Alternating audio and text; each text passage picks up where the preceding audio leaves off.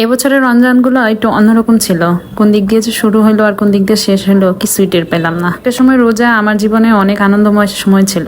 সারা বছর অপেক্ষা থাকতাম কবে রোজা আসবে, কবে ঈদ আসবে। তারপরে ফিল করলাম রমজান আসলে আমার লাইফে একটা না একটা প্রবলেম আসে। অনেক বছর যাবত আমি এটা খেয়াল করে আসছি। এখন রমজান আসার আগে আমার ভয় লাগে। যেমন এই রমজানেই কিন্তু আমার আম্মু আমার পাশে ছিল, আর এই রমজানেই কিন্তু সে সবচেয়ে বেশি অসুস্থ ছিল।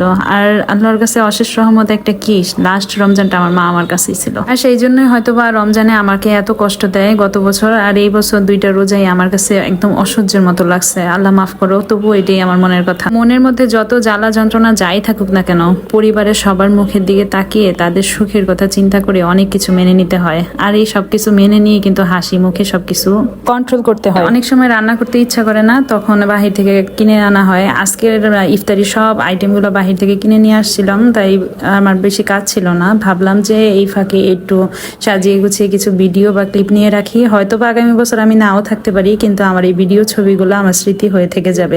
আর একটা দোয়া আল্লাহর কাছে মন থেকে করি, এই রমজানের উসিলায় আল্লাহ পৃথিবীতে আর কবরের সমস্ত মানুষকে যেন মাফ করে দেন। আমিন।